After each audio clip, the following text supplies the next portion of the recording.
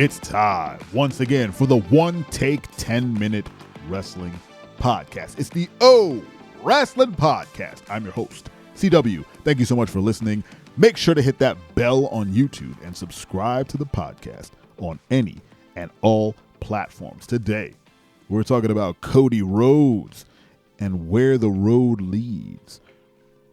Again, on the eve of SummerSlam, had some moments before I, completely zonk out for my work week. So I wanted to do this a couple episodes with SummerSlam fresh in my mind. Cody Rhodes coming out on top, winning the rubber match against Brock Lesnar. Brock Lesnar endorsing Cody Rhodes at the end of that match, giving him the rub on his way out the door. Which, apparently Triple H in their, I guess, the after, press conference things that they do now with that, said that was completely improvised and it was just something Brock wanted to do, which, whether it was or not, was a great moment. And if it was improvised, I mean, good on Brock for putting over Cody, especially after, all these months of just whooping his ass and not really saying much. Brock Lesnar truly has become one of the greatest professional wrestlers to do it. The man, he has all the tools, right? He kind of like Stone Cold, how I explained him for a couple episodes. He has a very specific moveset. He doesn't have to say a whole lot. He comes in, he does his thing, he leaves. He's been a consistent draw for 20 years. The man just has it all, and he's working with people. Like, he's putting people over. Brock is taking pins. Who would have thought that? There was a whole year there where Brock didn't take a pin. He was just suplexing everybody to death and, strolling in with a title that no one got to ever see until he showed up. I mean, he's come a long way. Anyway, he gave the rub to Cody Rhodes, and Rhodes walks away from that feud on top of the world. The man definitely is one of, if not, no, he's not but he's one of the top baby faces in WWE right now. I think at this point in time, it might be Jey Uso as the top baby face, especially coming out of SummerSlam, and Cody Rhodes a close second. But now I'm wondering where Cody goes from here. Where does the road lead? Pun completely intended. Now that he's still on Raw, and he has made it very clear that his quote-unquote finish the story ends with Roman. He said, the new heavyweight title that Seth has is a great title, and he's not disputing that, but he's saying that his story ends with the title that Roman has, and he wants to take it. And with Jey losing at the end of SummerSlam, and it looking like the program for Jey moving forward is going to be a dedicated singles run, which will probably lead to, a U.S. title match or something where they're going to put singles gold on Jey. Let's just get that out the way.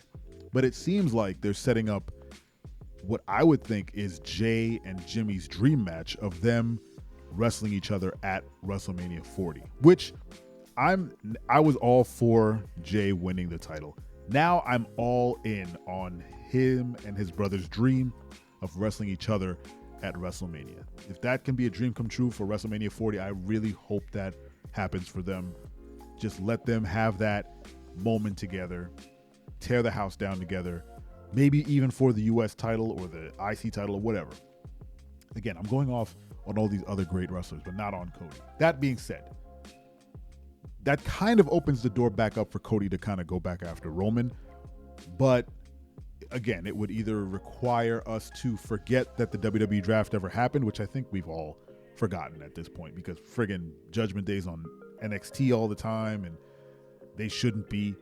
And, people just swap, and that roster split meant nothing, meant no difference, made no difference. If Cody wants to be on SmackDown and challenge Roman again, they'll do it. Hopefully now he has time, because we're just coming off SummerSlam.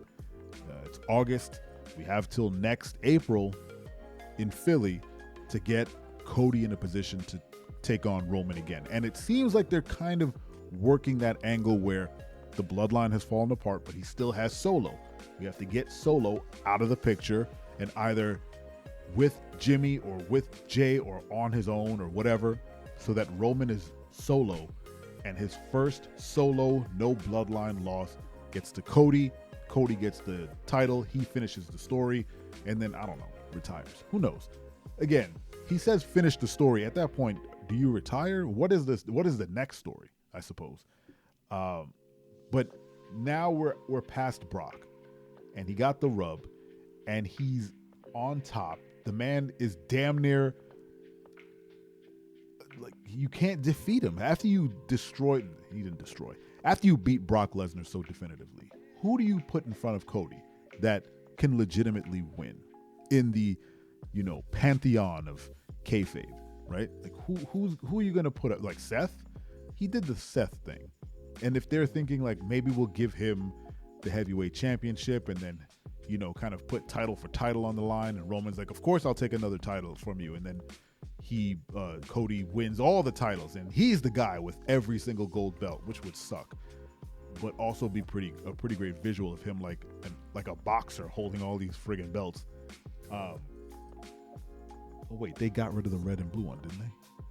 I don't remember. Anyway, they could do that, or I don't know, who do you put in front? Oh man, please God, don't put Bray in there.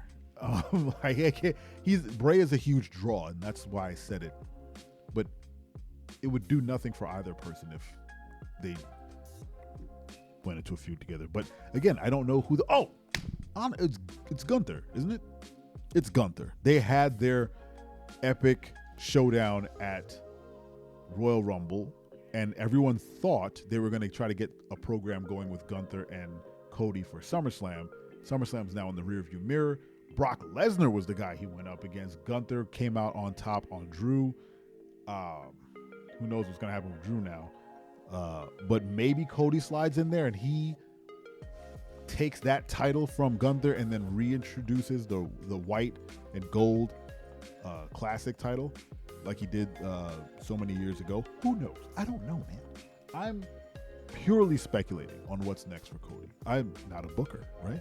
I don't know what's coming down the pike, but I can't think of anyone else besides Roman and Gunther who could fill that gap between now and WrestleMania. I mean, it's a long ways away. Not a long ways away, the way time works. Boom, boom, boom, boom, boom.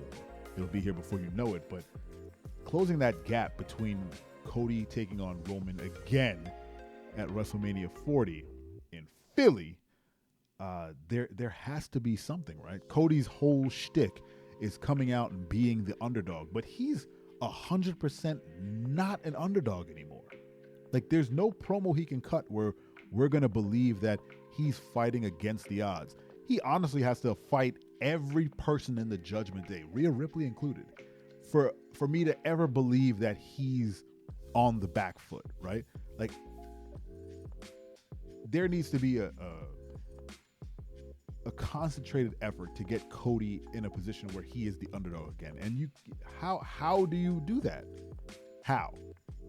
I mean, you can make him dominant. You can John Cena his ass and make him just win all the time.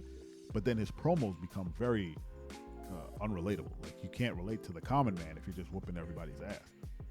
And from what I heard from the Freddie Prinze Jr. Wrestling Talk podcast that he has, I think of Wrestling with Freddie or Wrestling with Friends. I can't remember what it's called. But they said he was going to do a Hardtimes gimmick, and it doesn't seem like that is going down because he just beat up Brock. So I don't know. I don't know what the road has for Cody, but it's nothing but clear skies at this point because who's going to beat him now? It's not going to be Seth, because if they put him in a program against Seth, you might as well just hand him the title now. Anyway, what do you think is on the road to WrestleMania for Cody Rhodes? Let me know in the comments. Thank you so much for listening to this episode and any episode of the O Wrestling Podcast. And don't you ever forget. I'm your friend, but if I ever see you in the ring, I can beat you. Don't you know? Yeah, yeah, yeah.